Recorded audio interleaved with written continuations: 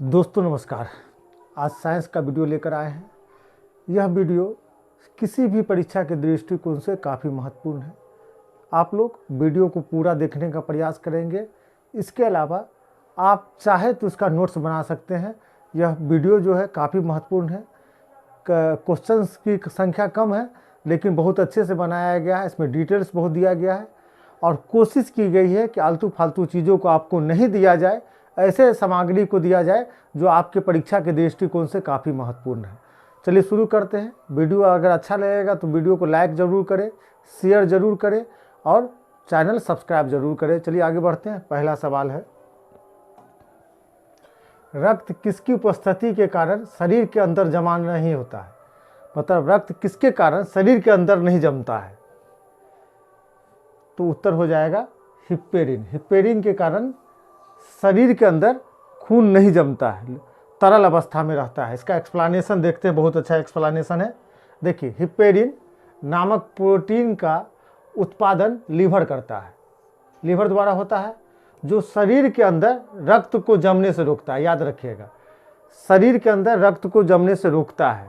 लेकिन आप जानते हैं कि जब ब्लड आपके शरीर से बाहर निकलता है तो जम जाता है, वो भी किसी न किसी प्रोटीन के कारण होता है। तो लिखिए, आगे आइए, आगे देखते हैं। फाइब्रिनोजेन नामक प्रोटीन का उत्पादन लीवर करता है, जो रक्त को थक्का बनाने में मदद करता है, रक्त को जमने में मदद करता है। तो फाइब्रिनोजेन रक्त को जमने में मदद करता है और हिप्पेरिन शरीर के अंदर रक्त को नहीं जमने देता है। काफ़ी महत्वपूर्ण है, अक्सर परीक्षा में आया जाता है। दोनों को साथ में इसलिए रखा गया है कि कंफ्यूज ना हो कि हिप्पेरिन अंदर में जमने से रोकता है और फाइब्रिनोजन थक्का बनाने में मदद करता है। देखते हैं, आपका हाथ कट जाता है तो ब्लड जम जाता है, तो फाइब्रिनोजन के कारण होता है। शरीर में तरल अवस्था में होता है हिप्पेरिन के कारण। नोट्स बना लीजिएगा, एनसीईआरटी और लूसेंट को मिला के बनाया गया है आज का वीडियो, और खुद काफ़ी मेहनत के द्वारा बनाया गया। आपको पता चल जाएगा कि मेहनत किया गया है कि नहीं इस पर। देखिए, मानव शरीर की सबसे बड़ी ग्रंथि कौन है? मानव शरीर की सबसे बड़ी ग्रंथि कौन सी है? तो हो जाएगा यकृत, मतलब लीवर। मानव शरीर की सबसे बड़ी ग्रंथि लीवर है। एक्सप्लेनेशन देख लीजिए इसका। यह मानव शरीर की सबसे बड़ी ग्रंथि है, मतलब लीवर जो है, यकृत मानव शरीर की सबसे बड़ी ग्रंथि है। इसका वजन लगभग 1.5 किलो से 2 किलो होता है। यकृत प्रोटीन की अधिकतम मात्रा को कार्बोहाइड्रेट में परिवर्तित कर देता है। लीवर जो है, जब प्रोटीन ज़्यादा हो जाएगा तो उसको कार्बोहाइड्रेट में परिवर्तित कर देता है। बहुत सारा फंक्शन है लीवर का, लेकिन यहाँ इतना ही लिखा गया है। आगे बढ़ते हैं। पित्त, बाइल का पीएच मान कितना होता है? बाइल का पीएच मान, पित्त का पीएच मान कितना होता है? तो देखिए, पित्त क्षारीय होता है, तो 7 से ज़्यादा ही होगा, तो 7.7 होता है। याद रखिएगा, पित्त का पीएच मान 7.7 होता है। पित्त जो है क्षारीय प्रवृत्ति का होता है, तो पित्त का पीएच मान 7.7 होता है। इसका थोड़ा एक्सप्लेनेशन देख लीजिए। पित्त हरे रंग का क्षारीय द्रव है जिसका पीएच मान 7.7 होता है। यह भोजन के माध्यम को क्षारीय कर देता है, ठीक है, जिससे अग्नाशयी रस क्रिया कर सके। यह भोजन में आए हानिकारक जीवाणु को नष्ट कर देता है। याद रखिएगा, पित्त का काम है भोजन में आए हानिकारक जीवाणु को नष्ट करना। यकृत द्वारा ही पित्त स्रावित होता है, मतलब पित्त जो है लीवर से निकलता है। यह पित्त आंत में उपस्थित एंजाइम की क्रिया को तीव्र कर देता है। पित्त जो है आंत में उपस्थित एंजाइम की क्रिया को तीव्र कर देता है। आगे देखते हैं। मानव शरीर की दूसरी सबसे बड़ी ग्रंथि कौन है? तो पहली तो आप लोग जान गए, यकृत मतलब लीवर है। दूसरा है अग्नाशय। अग्नाशय जो है मानव शरीर की दूसरी सबसे बड़ी ग्रंथि है। याद रखिएगा, अग्नाशय मानव शरीर की दूसरी सबसे बड़ी ग्रंथि है। इसका एक्सप्लेनेशन देख लेते हैं। यह मानव शरीर की दूसरी सबसे बड़ी ग्रंथि है। यह एक साथ अंतःस्रावी और बहिर्स्रावी दोनों प्रकार की होती है, माने नलिका विहीन और नलिका युक्त दोनों प्रकार की होती है। एकमात्र ग्रंथि है ये अग्नाशय, जो अंतःस्रावी और बहिःस्रावी दोनों होती है।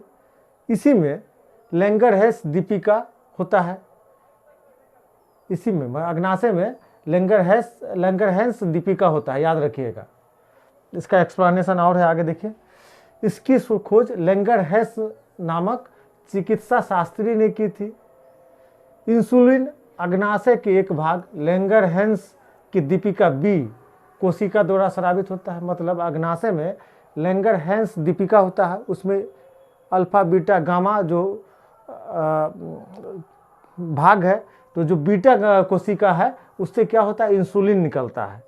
आप जानते हैं कि इंसुलिन कम होने से मधुमेह रोग हो जाता है। इंसुलिन की खोज फ्रेडरिक बेंटिक और चार्ल्स बेस्ट ने किया था। इंसुलिन की खोज फ्रेडरिक बेंटिक एवं चार्ल्स बेस्ट ने किया था। एक बार और सुन लीजिए। अग्नाशय में लैंगरहैंस दीपिका है, जिसमें अल्फा बीटा गामा कोशिका होती है। बीटा कोशिका से इंसुलिन निकलता है। इंसुलिन कम होने से मधुमेह हो जाता है। और इंसुलिन की खोज बेंटिग एवं चार्ल्स बेस्ट ने की थी 1921 में। नोट्स बना लीजिएगा, काफ़ी काम देगा। हम लोग क्या करते हैं कि एक मेन नोट्स होता है, एक ब्रीफ होता है जो छोटा बनाते हैं एग्ज़ाम के टाइम में, जिसका रिवीजन करते हैं। तो इस सब एग्ज़ाम के टाइम का क्वेश्चन है, अक्सर पूछा जाता है, आपके लिए काफ़ी फायदेमंद होगा। आगे बढ़ते हैं। रक्त परिसंचरण की खोज किसने की थी? बहुत महत्वपूर्ण है। रक्त परिसंचरण की खोज किसने की थी? उत्तर हो जाएगा विलियम हार्वे ने की थी। रक्त परिसंचरण की खोज विलियम हार्वे ने की थी। आगे बढ़ते हैं, इसका एक्सप्लेनेशन देख लेते हैं। रक्त परिसंचरण की खोज 1628 ईस्वी में विलियम हार्वे ने की थी, याद रहेगा आप लोगों को। आगे बढ़ते हैं। एक स्वस्थ व्यक्ति का हृदय 1 मिनट में, एक स्वस्थ व्यक्ति का हृदय 1 मिनट में औसतन कितनी बार धड़कता है? ये आप लोग आंसर दे सकते हैं। उत्तर हो जाएगा 72 बार। कितनी बार? 72 बार। एक स्वस्थ व्यक्ति का हृदय 1 मिनट में औसतन 72 बार धड़कता है। इसका एक्सप्लेनेशन देख लेते हैं।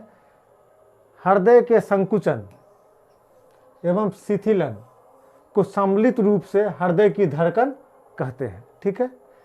समान अवस्था में मनुष्य का हृदय 1 मिनट में 72 बार धड़कता है, लेकिन एक बात याद रखिएगा, भ्रूण अवस्था में 150 बार धड़कता है।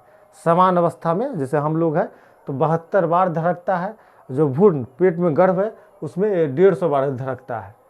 एक धड़कन में लगभग 70 मिलीलीटर रक्त पंप करता है। ठीक है।